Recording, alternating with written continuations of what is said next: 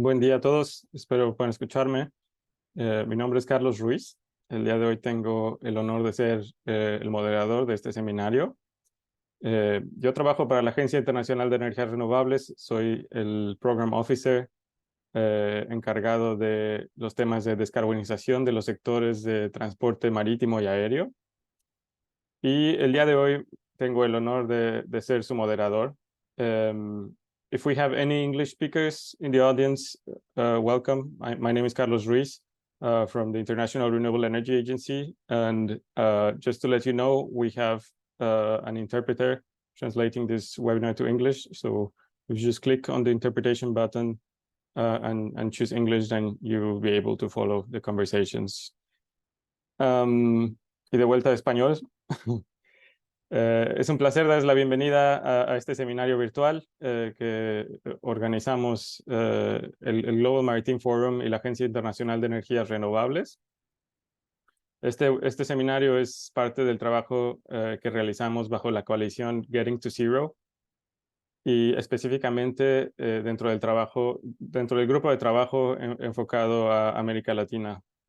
El día de hoy vamos a hablar un poco sobre las energías renovables como el eje principal para eliminar las emisiones de gases de efecto invernadero, el rol que juega el sector marítimo en esta transición energética y también vamos a hablar de las oportunidades y de los desafíos que enfrenta la región en estos temas.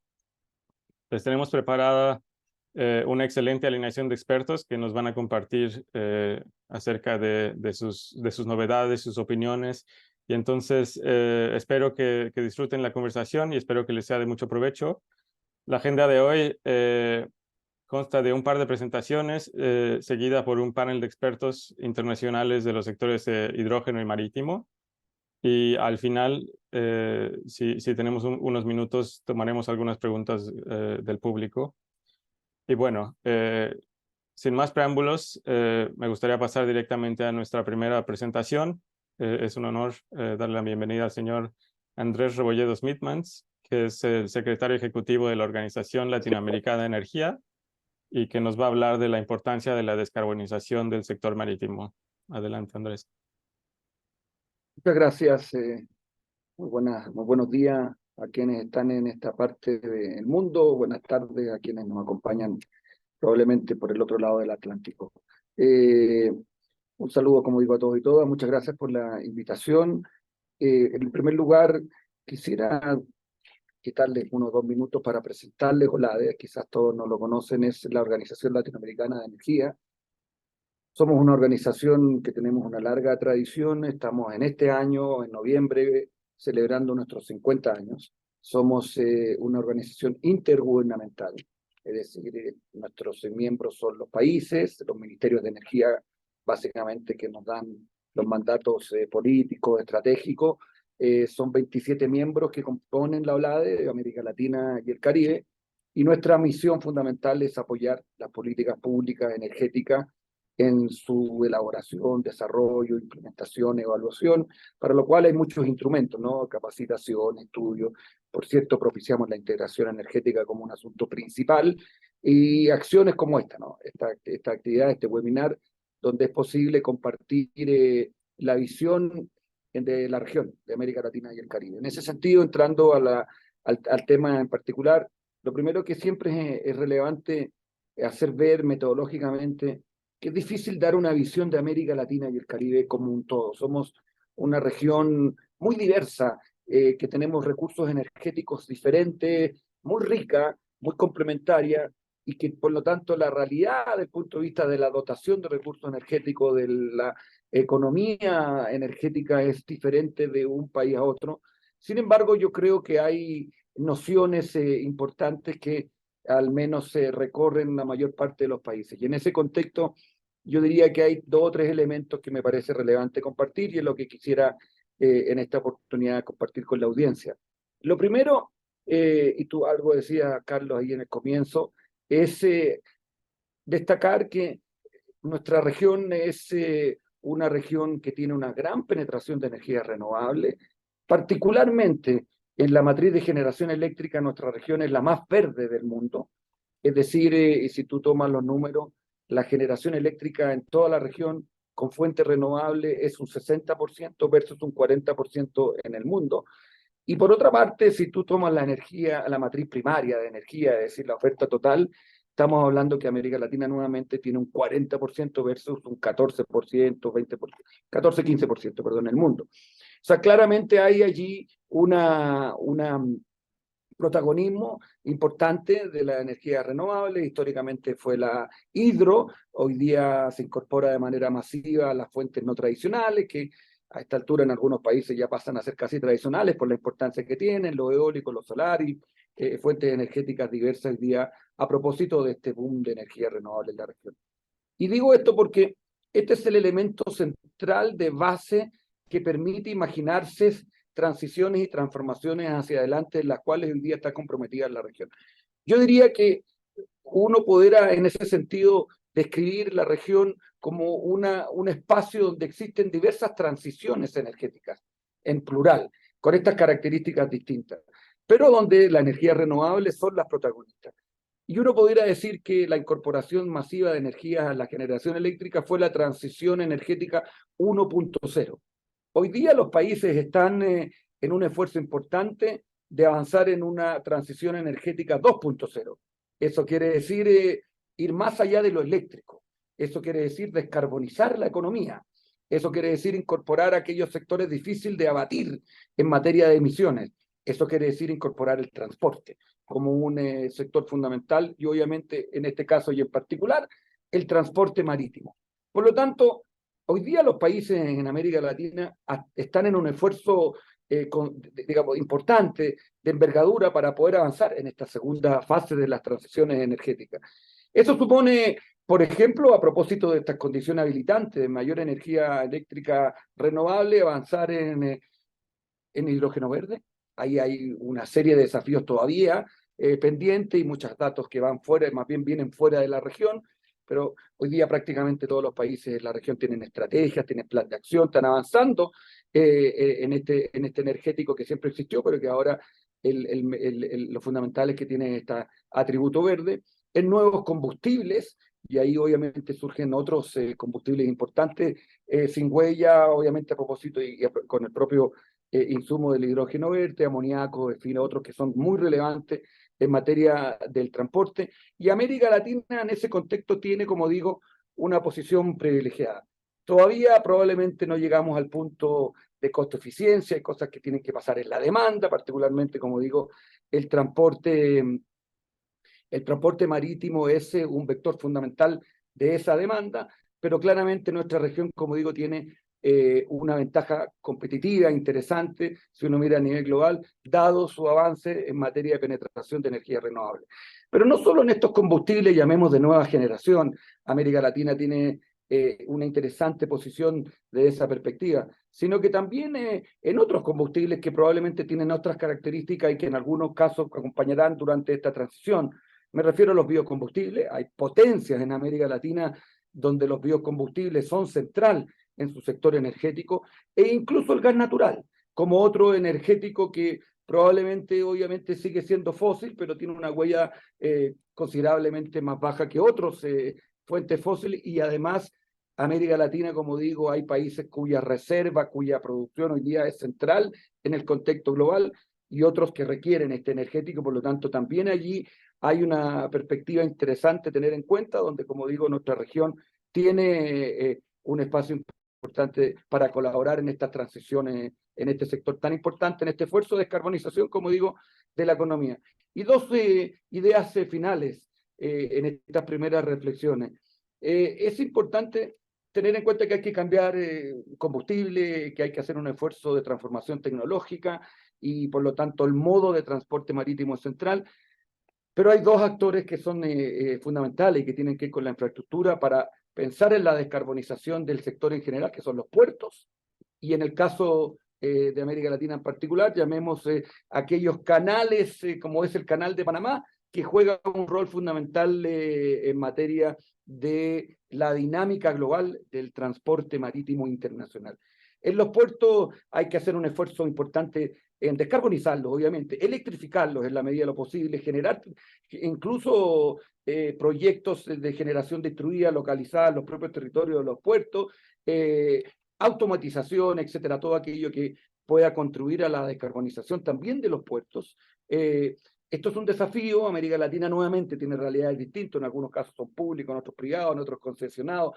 La regulación es muy relevante, los incentivos, la inversión son esfuerzos importantes financieros, pero ahí hay un actor institucional, económico muy importante. Y por último, me refería al Canal de Panamá.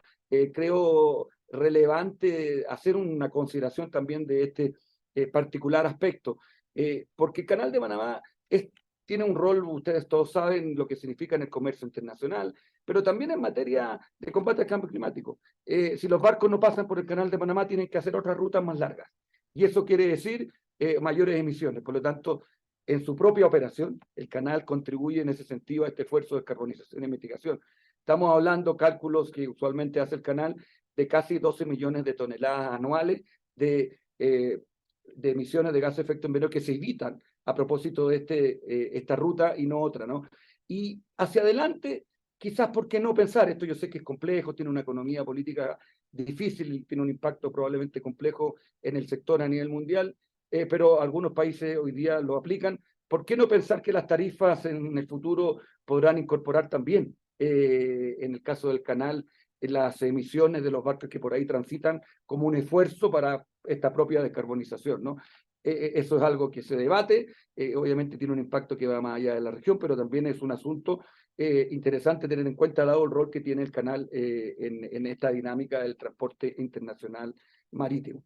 Muchas gracias por este espacio. Necesariamente son reflexiones así con tipo específico porque tenemos un tiempo limitado, pero ojalá que podamos después debatir más en detalle. Y un saludo a todos y todas que ya están conectados. Muchas gracias, Andrés, por esta excelente introducción a la región, al panorama energético y también a la relación con el sector del transporte marítimo.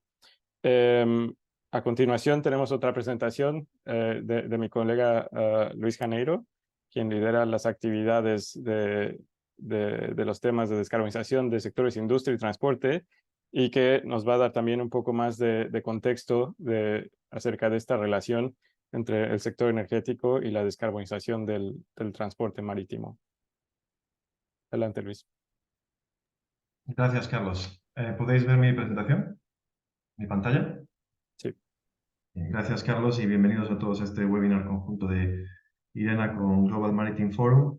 Entonces, antes de pasar al panel de expertos, yo les voy a compartir un poco la perspectiva de IRENA sobre la transformación del sistema energético en general, el reto particular del sector de transporte marítimo, y también introducir algunos elementos de reflexión de lo que esto podría suponer para América Latina, complementarios a lo que ya algunas de las cosas que ha mencionado Andrés Rebolledo en su introducción.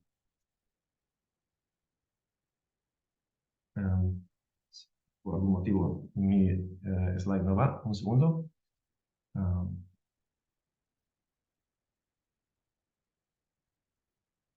Perdón. Empezando entonces con el contexto general de la descarbonización del sector energético global. En esta imagen ven a la izquierda el desglose del consumo energético mundial a día de hoy en términos de consumo final de energía. Y a la derecha el mismo desglose en el sistema energético al que tendríamos que ir según IRENA para lograr los objetivos del Acuerdo de París. ¿Qué podemos concluir de esta imagen? Bien, en principio, una primera conclusión es que los combustibles fósiles prácticamente tendrían que desaparecer. La electricidad emergería como vector energético central del sistema a través de la electrificación prácticamente integral del transporte terrestre y del calor en edificios y parte del calor industrial. Vemos también el incremento del uso de biomasa sostenible y la aparición del hidrógeno y sus derivados como vector energético emergente también.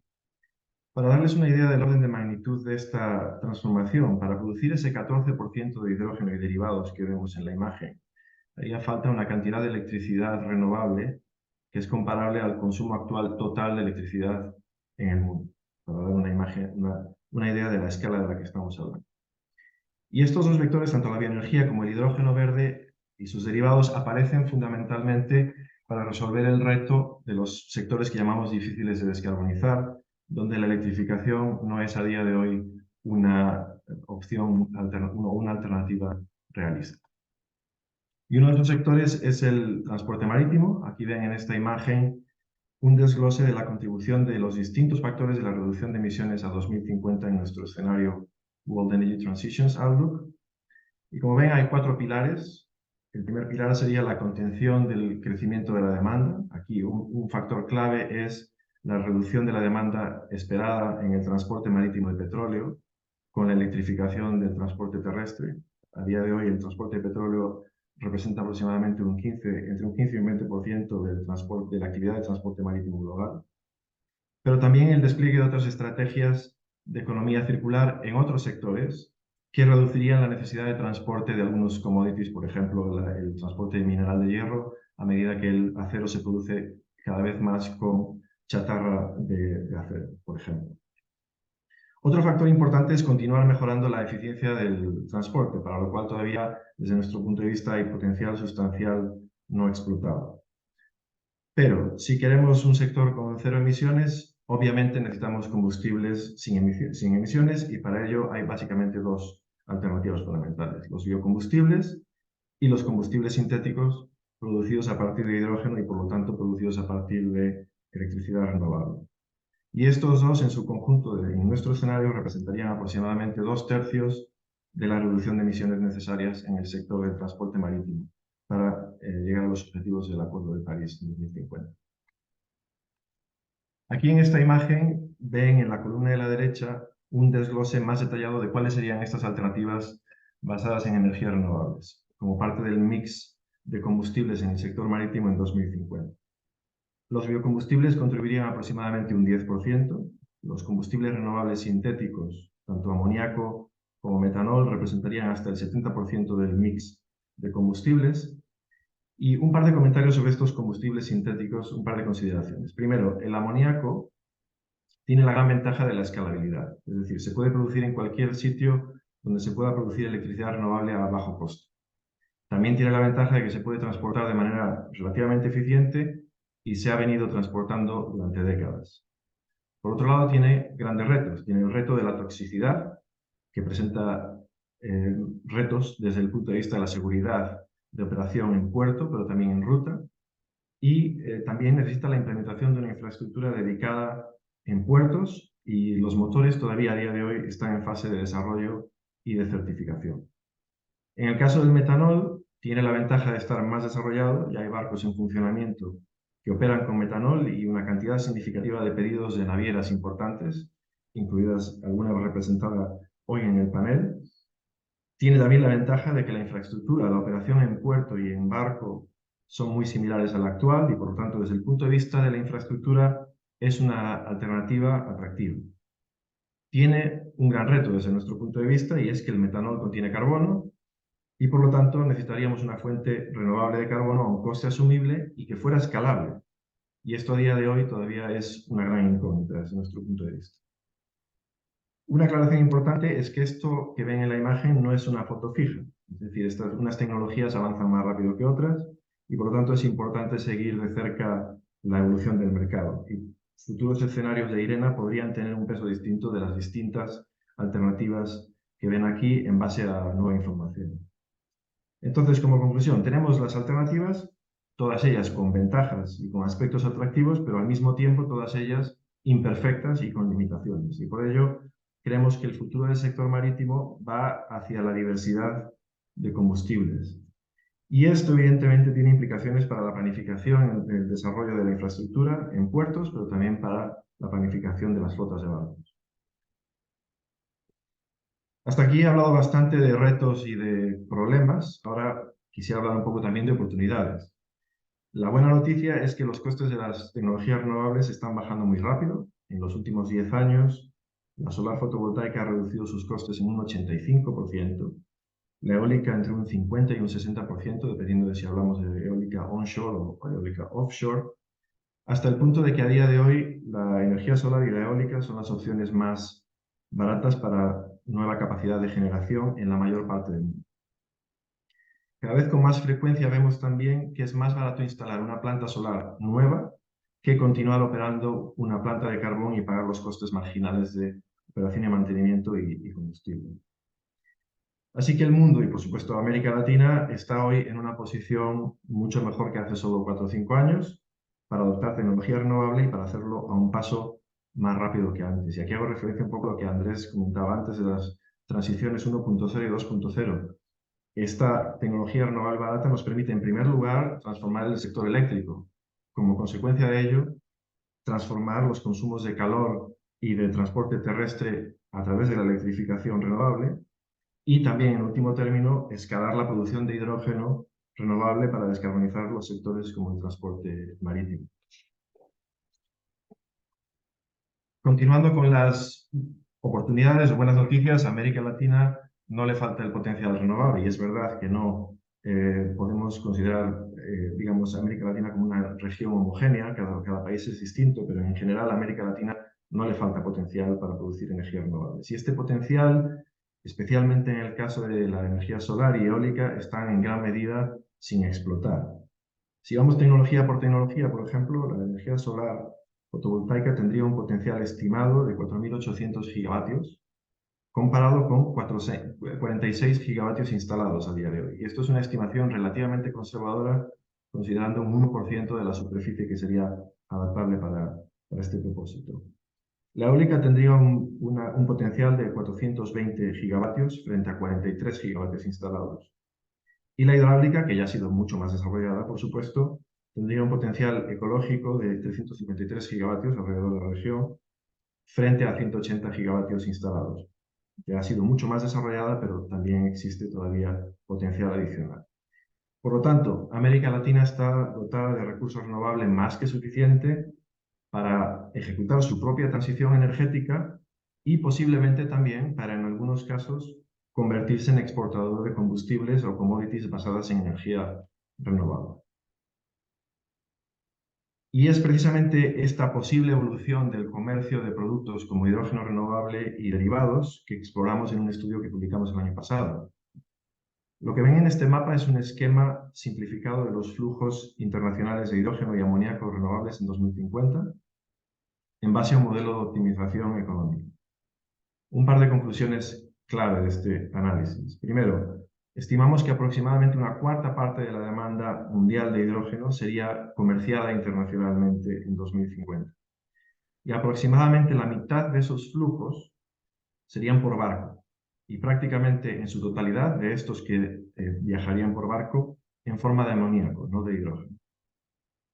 En lo que se refiere a América Latina como región, tendría, aparte de un comercio intrarregional considerable, que ven en la imagen, exportaciones netas con varios partners comerciales, Europa, también Asia y otros. Una consideración importante aquí es que esto es el resultado de un modelo de optimización. Evidentemente, en la realidad, las inversiones no se materializan únicamente mirando la resolución óptima, sino también viendo otros factores de riesgos de país, situaciones geopolíticas, seguridad de suministro, etcétera, etcétera, etcétera. Pero lo que sí son es indicativas de qué tipo de flujos tendrían sentido económico. Y esto también, de nuevo, tiene claras implicaciones para el sector naviero y para la planificación de puertos e infraestructura de barcos, porque estos flujos son, por un lado, combustible para los barcos, pero por otro lado son también mercancía y, por lo tanto, nuevos mercados. Una consideración final importante es que desde IRENA creemos que el transporte de productos basados en hidrógeno será más relevante que el transporte de hidrógeno en sí, por las propiedades físicas del hidrógeno que hacen que su transporte por barco sea ineficiente desde el punto de vista energético y económico. ¿Cuáles son ejemplos de estos productos? Pues podría ser el amoníaco que acabamos de comentar, pero también el metanol o incluso el hierro procesado en origen con hidrógeno para la producción de acero en destino en vez del transporte de mineral de hierro como se hace a día de hoy. Y esto implica que hay industrias clave que se podrían relocalizar allá donde el recurso renovable sea más barato. Y por lo tanto esto abre también una oportunidad para América Latina de participar en este futuro comercio de productos renovables de mayor valor añadido que la propia energía con la que se produce. Y con esto concluyo y le devuelvo la palabra a Carlos para pasar al panel. Muchas gracias de nuevo a Global Maritime Forum por organizar esto y a todos los asistentes por la atención. Gracias. Gracias, Luis. Y bueno, ahora tenemos ya una buena idea, tenemos bastante contexto de qué es lo que requiere la descarbonización del sector marítimo y de cómo o qué rol juegan las energías renovables. Y ahora me gustaría pasar al panel y platicar con algunos actores dentro de la región para que nos den un poco más de detalle y de contexto. Entonces, pasemos directamente al panel. Es un honor para mí invitar a ustedes a hablar a Asunción Borrás, que es Head de Business Development de Hidrógeno para ENGIE y también es vicepresidenta de la Asociación Chilena de Hidrógeno H2 Chile. Rafael Van Hurik, Account Manager para el puerto de Amberes Brujas, que es el segundo puerto más grande de Europa y también es uno de los puertos más grandes del mundo. Y Alexis Rodríguez, que es Regional Head of Energy Transition Execution o jefe regional de la ejecución de la transición energética para América Latina para la compañía Maersk, que es una compañía de logística muy importante y bueno, también entre las más grandes del mundo. Y bueno, antes de empezar con las preguntas, me gustaría darles un par de minutos a cada uno para que nos den una breve introducción acerca de ustedes y de las compañías que representan. Asunción. Gracias, Carlos, por la invitación. Bueno, muchísimas gracias por la invitación a participar en este webinar. Efectivamente, yo represento a ENGIE y todas las iniciativas que estamos haciendo, particularmente en Chile, dentro de Latinoamérica, en términos de hidrógeno, me refiero. Nosotros tenemos varios proyectos en desarrollo, uno de ellos que acaba de entrar en operación, que es la primera planta que tenemos en Chile, que es para Walmart, y este, de hecho, también relacionado con temas de movilidad, ha sido para sustituir unas baterías de las grúas horquillas de Walmart, del centro de distribución de Walmart en Santiago, en Quilicura, sustituirlas por fuel cells y alimentarlas con hidrógeno verde. Así que hay un pequeño avance ahí en movilidad. Otro proyecto relacionado con movilidad también que estamos desarrollando es Hydra, que este busca sustituir los 3.000 litros de diésel que consumen los camiones mineros al día por una fuente de alimentación, ya sea a base de hidrógeno o de amoníaco, en función de cómo vaya evolucionando la tecnología. Tenemos un proyecto similar en Sudáfrica con Anglo American, que ya está en operación también, y la idea es replicarlo un poco en Chile, dado que las condiciones de la minería son diferentes. Y el tercero, que es el que está más relacionado con esto que tenemos aquí hoy en el webinar, es el proyecto HyEx, y este busca producir amoníaco verde. Y esta producción de amoníaco verde vemos que, como comentaba el compañero con Luis, puede ser utilizado como combustible marítimo. Entonces estamos avanzando en el desarrollo de ese proyecto con idea de la fase ya industrial grande, tenerla en operación en 2030. Son periodos largos de desarrollo en Chile, en términos de permisología, etcétera. Y bueno, proyectos grandes también que van a requerir un periodo de construcción más largo del que podría ser un proyecto más mediano, más pequeño. Entonces, bueno, estamos apuntando a estar en operación en 2030 y destinar parte de esa producción de amoníaco verde para alimentar a la industria marítima. Muchas gracias, Asunción. Pausa aquí para dar espacio a los demás. Y de hecho ya respondiste un poco la siguiente pregunta que tenía, pero bueno, antes de pasar a eso, Rafael, si te quieres presentar y hablamos un poco del puerto de Amberes. Muy bien, muchísimas gracias por la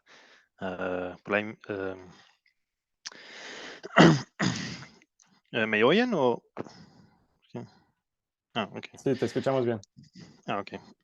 Bueno, entonces, me llamo Rafael Van Horik y soy Account Manager para el puerto de Amberes Brujas y participo en varios proyectos, como por ejemplo tenemos la construcción de turbinas eólicas y todo eso. Y como ya lo dijo Andrés y Carlos también, bueno, el papel de los puertos, bueno, es un poco más diferente de los del papel de las empresas privadas, digamos. Nosotros somos un puerto de importación y, como lo dijo Andrés, la infraestructura es importantísimo que la preparamos para recibir bueno, el futuro de la energía renovable. Pienso en tuberías y todo esto, pero bueno, hablaremos más después de mi presentación. Gracias, Rafael. Alexis, ¿estás por ahí?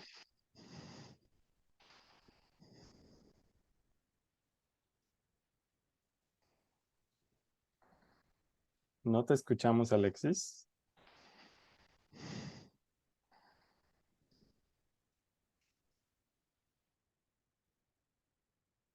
Eh, aún no.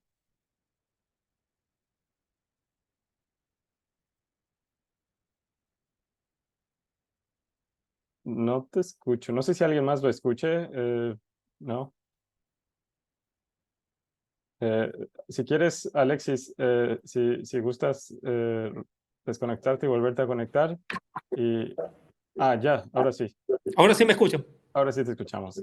Ok, perfecto. ¿Qué tal? Un placer. Alexis Rodríguez, represento en este momento a la empresa IPM Moller Marks, justamente como integradores logísticos de una estrategia final a final, en donde justamente varios de los proyectos que estamos desarrollando a nivel global no solamente incluye la parte marítima, el desarrollo de nuevas tecnologías y particularmente con 25 embarcaciones con combustible de metanol, sino también digamos, una estrategia integral que abarca también el desarrollo de la transición energética en lo que son los sitios de warehouse and depots, también el transporte de carga terrestre particularmente y el transporte de cabotaje dentro de la región. Esto, digamos, va alineado con una estrategia en base a compromisos de SBTI Targets, particularmente hacia el 2030, que nos indica, por ejemplo, una reducción del mínimo del 25% de la carga transportada por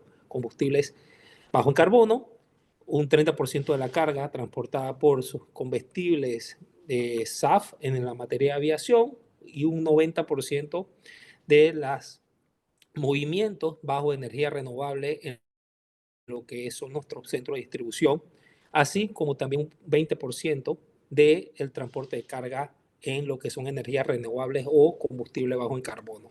Como lo mencioné, yo creo que es bastante interesante en este foro, justamente es la importancia de ver un punto de vista holístico, lo que es la transición energética, porque como ven, nuestra estrategia va dedicada a brindar un valor agregado al cliente, particularmente en la necesidad no solamente de esa transición desde el punto de vista de combustibles marinos, sino también de la importancia de que existan en las tecnologías y también la capacidad en materia de infraestructura dentro de toda nuestra región para poder brindar, digamos, y cumplir con nuestras metas, particularmente al año 2030, en camino hacia el año 2040, donde nuestro compromiso es net zero.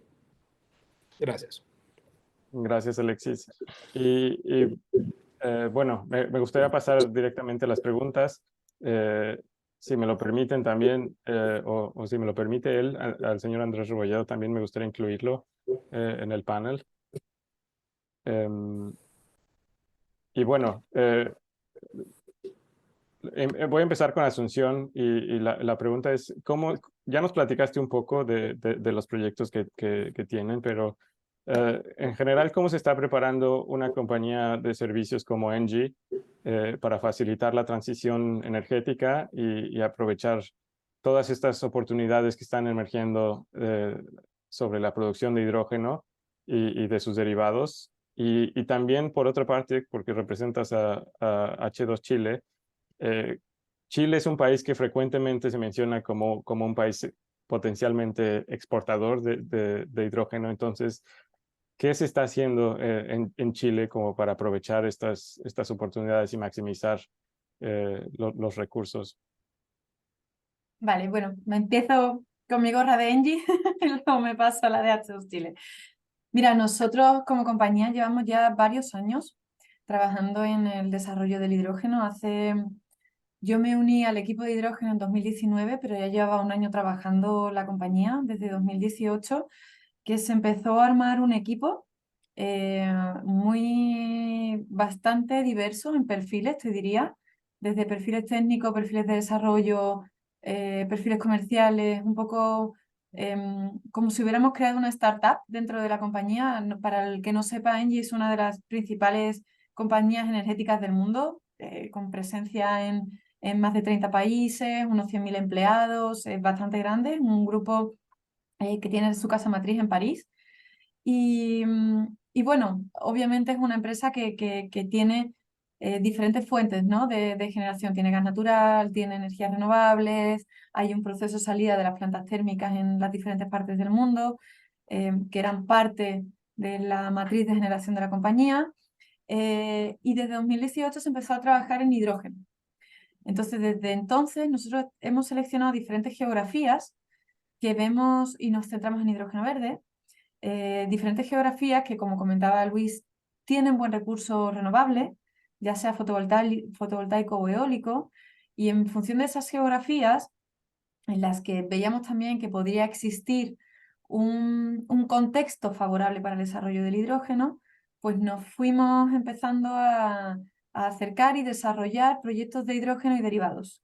Efectivamente, inicialmente empezábamos solo con hidrógeno, pero a lo largo del camino hemos ido viendo que la forma de transporte del hidrógeno va a ir más hacia los derivados, ya sea el amoníaco o el metanol, más que hidrógeno en sí, ir escalando la magnitud de los proyectos y de esa forma en Latinoamérica estamos centrados principalmente en 2 países, Brasil y Chile, donde efectivamente hay muy buen recurso renovable, hay un contexto a nivel Estado que quiere impulsar el desarrollo del hidrógeno en el país y bueno, que tiene los fundamentals, ¿no? Tiene parte de demanda local que puede ayudar a catalizar los primeros proyectos, pero también buen posicionamiento como para ser exportador. Y aquí pasándome al gorro de H2 Chile, te comento que hay 2 polos principalmente de desarrollo en el país, uno en el norte y otro en el sur. En el norte más basado en fotovoltaico, con infraestructura ya más disponible, hay puertos, hay carreteras, hay proyectos ya renovables en operación, digamos, está la mayor parte de la demanda acumulada proveniente de la minería, y en el sur, que es básicamente la región de Magallanes, que es donde tenemos muy buen recurso eólico. Hay más desafíos en términos de infraestructura, porque es una zona menos desarrollada en comparación con el norte con respecto a proyectos industriales que ya puedan existir, y la demanda se concentra más hacia el norte que hacia el sur, pero la bondad que tiene el recurso eólico en el sur posiciona también muy buena la región para que sea desarrollo, ¿no? de hidrógeno y derivados.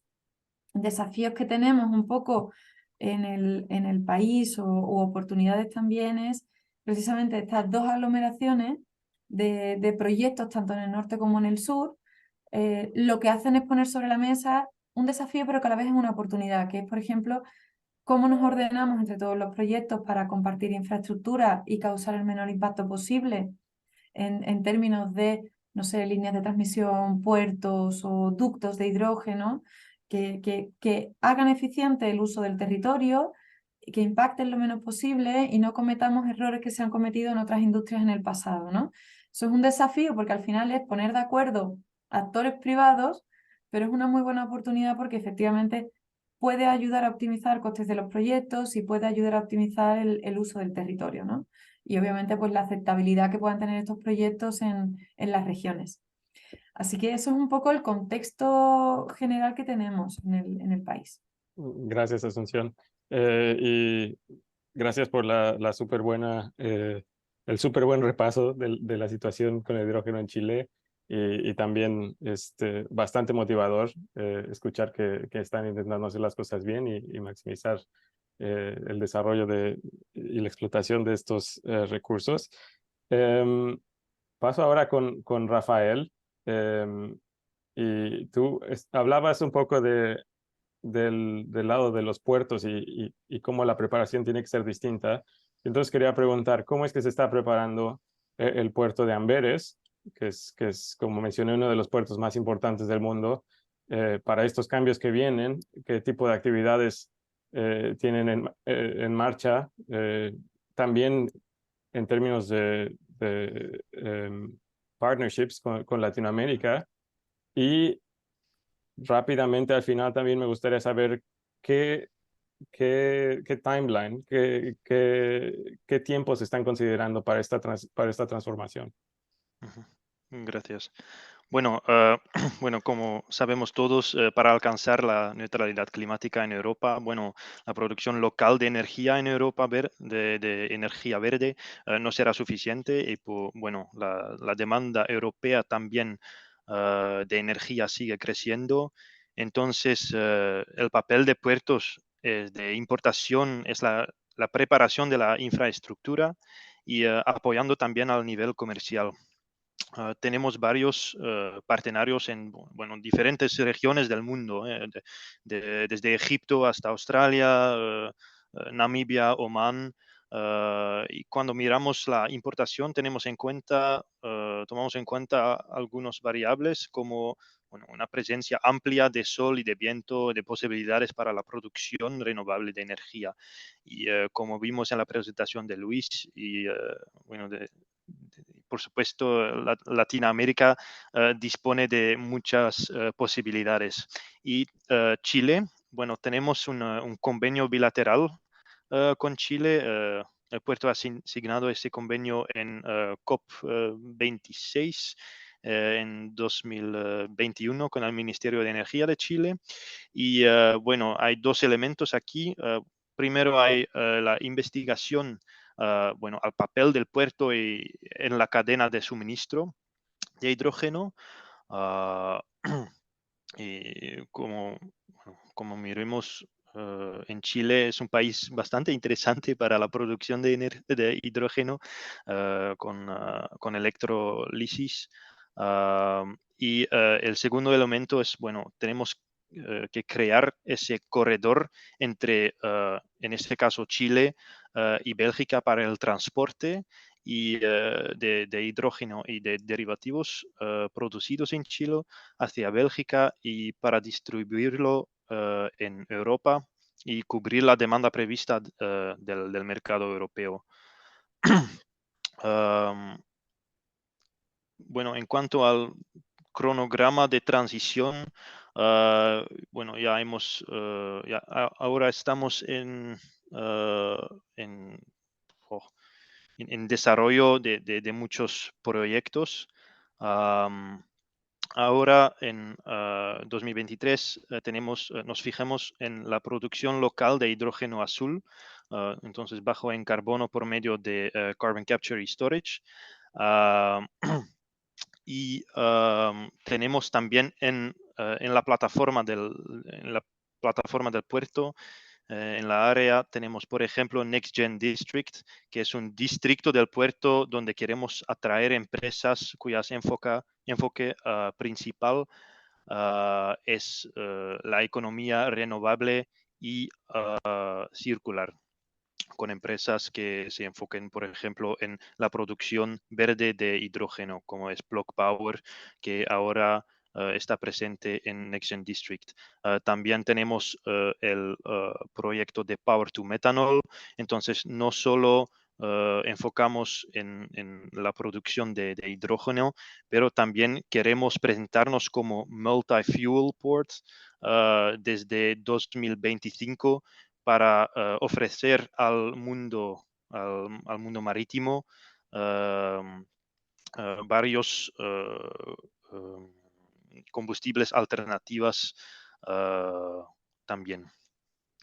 Gracias, Rafael. Es súper interesante y esperemos que algunos puertos en Latinoamérica sigan el ejemplo y se empiecen a activar, porque parece que la transición viene rápidamente.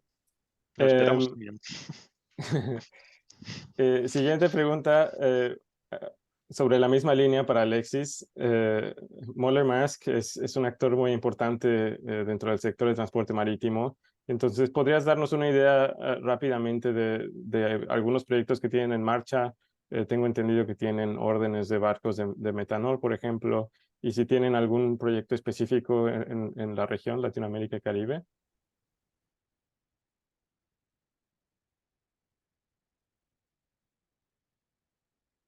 Otra vez no te escuchamos, Alexis.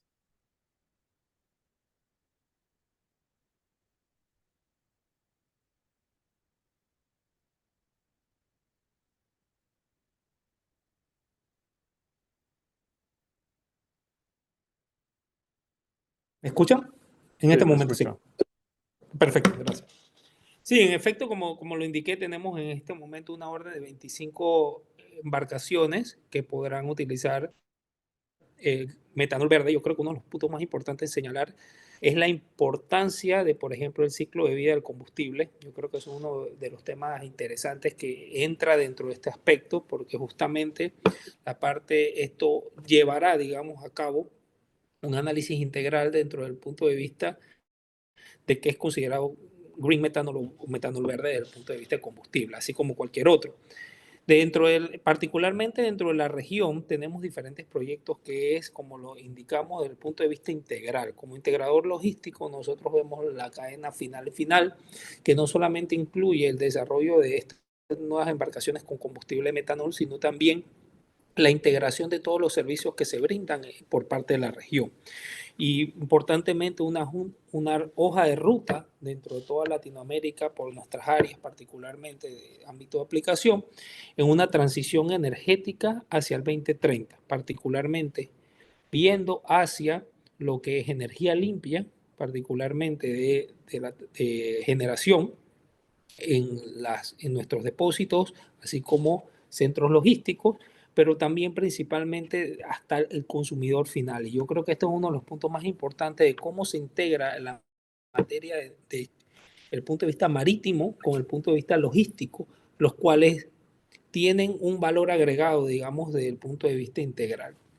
Todo esto bajo una estrategia global que permite, digamos, el desarrollo de nuevas tecnologías y también poder traer a nuestra región, digamos, esas tecnologías necesarias, como bien ustedes los han indicado, diferentes tipos de combustibles que puedan llenar esa brecha, pero principalmente que tengan todo ese análisis de ciclo de vida que permitan, digamos, una transición energética justa dentro de nuestra región, pero también el desarrollo. Quisiera también agregar que como grupo justamente tenemos nuestro compromiso abarca también a las terminales portuarias, de APMT, que justamente también están con una meta integral desde el punto de vista de la transformación. Así que nos unimos, digamos, a todos los comentarios anteriores de la necesidad de que esta transición sea desde el punto de vista integral, pero principalmente recalcando la importancia de nuestra región, ya como poniéndome el sombrero desde el punto de vista regional, de que se dé esa transición energética particularmente, pero también las facilidades desde el punto de vista de infraestructura necesaria para que este camino, esta hoja de transición que vamos a llevar, pueda ser desde un punto de vista implementable. Se puede implementar, pero también que exista esas facilidades independientemente del tipo de combustible que exista, que sea un combustible verde, pero que pueda llegar, digamos, a todas esas necesidades que tenemos en cada uno de los países, particularmente con cada uno de los desarrollos que necesitamos. Gracias, Alexis. Otra vez súper interesante y ahora tenemos como la visión completa por parte de la industria y los puertos. Y ahora me gustaría preguntarle al señor Andrés Rebolledo de la OLADE, siendo una organización intergubernamental, y teniendo relación con los gobiernos de la región y demás, ¿usted qué ve como las principales movimientos o las principales actividades, los jugadores más importantes en esta transición? Y también usted mencionó a Latinoamérica como un gigante de la bioenergía, y justamente la bioenergía faltó un poco en esta conversación que tuvimos antes. Entonces, si pudiera hablarnos un poco de esto. Bueno, gracias. A ver, yo creo que primero, respecto a la bioenergía, biocombustible, hay potencias mundiales en América Latina que tienen un rol y han tenido un rol histórico en sus propios desarrollos económicos, como es el caso de Brasil, pero también y crecientemente hoy día otros países que tienen además una agricultura, un sector agrícola muy importante que ha permitido desarrollar aquello. Obviamente todavía persiste el debate, me refiero a los biocombustibles, respecto a el costo alternativo, ¿no?, de desarrollar este sector versus otro de los elementos fundamentales que hoy día recorren la agenda mundial, que es la seguridad alimentaria, el agua, como otro asunto central, y en este caso la suficiencia energética, ¿no? O sea, hay, por cierto, bienes públicos en los países que compiten entre ellos, pero lo que es claro es que países tienen hoy día incluso programas, políticas, regulaciones que propenden a incentivar este sector económico energético, y por lo tanto también tiene que estar allí dentro del portfolio de esta transición y de esta descarbonización del transporte en general, ¿no? Por cierto, no solo el marítimo, ¿no? Y respecto a lo que sucede en la región, yo diría, y quisiera quizás persistir en dos ideas. Primero, efectivamente nuestra región tiene estas ventajas que desarrollar varios de los que aquí expusieron, y que tiene que ver con esta gran penetración de energía renovable. Segundo, los modelos para que ello haya sucedido son distintos. Creo que eso también es un dato interesante de tener en cuenta. Lo decía en mi exposición, somos países diversos no solo en dotación de recursos energéticos, sino que también en institucionalidad económica y regulatoria. Es distinto cómo se ha desarrollado la energía limpia en un país como Chile, o un país como Uruguay, o un país que tiene Colombia, otra, en fin, el rol del Estado, de la regulación, de los incentivos, del apoyo fiscal, en algunos casos es más preponderante, en otros no, es diferente, ¿no? Ahora, si hay un asunto que es interesante tener en cuenta, es que uno puede darle una perspectiva regional, una perspectiva más colectiva, y que tiene que ver con lo regulatorio en general. Y aquí hay dos elementos que son bien importantes a propósito de la posibilidad de desarrollar hidrógeno verde, amoníaco, etcétera. Uno están los temas de seguridad, que son asuntos que todavía no están del todo resueltos, y probablemente regulatoriamente ahí hay un desafío interesante desde esa perspectiva. Y segundo, el tema de certificación respecto a estos combustibles sintéticos, al propio hidrógeno verde, ¿no? Digo esto porque no está totalmente resuelto todavía en el mundo qué es lo que es y qué es lo que le da el carácter de verde, por ejemplo, al hidrógeno en uno u otro país, o incluso en una u otra parte del mundo. Y por lo tanto, dado que estamos en estas etapas tempranas de este desarrollo de este nuevo sector, creo que es interesante tener una conversación más regional, más colectiva, de forma tal de por qué no imaginarse una certificación, por ejemplo, del hidrógeno verde que sea regional y que permita nacer como industria no con mercados segmentados, sino que más regionales y más globales. En eso nosotros como LADE estamos trabajando, estamos impulsando alguna iniciativa.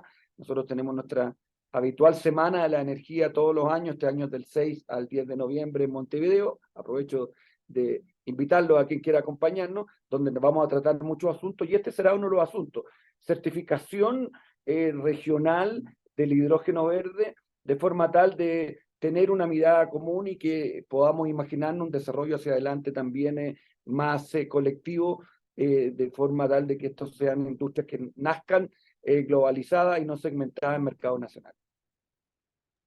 Gracias Andrés. Y bueno, hacer eco de lo que mencionaste acerca de la bioenergía. Y en efecto hay mucha polémica, y nosotros también en la Agencia Internacional de energías renovables lidiamos con eso un poco, pero también creo que me parece importante mencionar que a mi entender, hasta ahora, estos contratos de metanol verde, la molécula de carbono para crear este metanol verde es de origen biogénico. Entonces, al final de cuentas, sigue siendo biomasa. Y entonces la polémica pues sigue ahí, ¿no? Y personalmente creo que hay que darle un poco más de importancia a este recurso y también creo que habrá que diversificar los combustibles, ¿no? Y bueno, estoy consciente de que se nos ha acabado el tiempo, entonces dejamos temas para la siguiente conversación y bueno, con esto terminamos este webinar. Me gustaría agradecerle a todos nuestros invitados por su tiempo y por sus excelentes aportaciones y puntos de vista. Gracias a todas las personas que nos escucharon y también gracias al equipo del Global Maritime Forum que están tras bambalinas y que hicieron posible este seminario. Gracias. Hasta luego. Adiós. Gracias. Adiós, gracias. Chao. Gracias.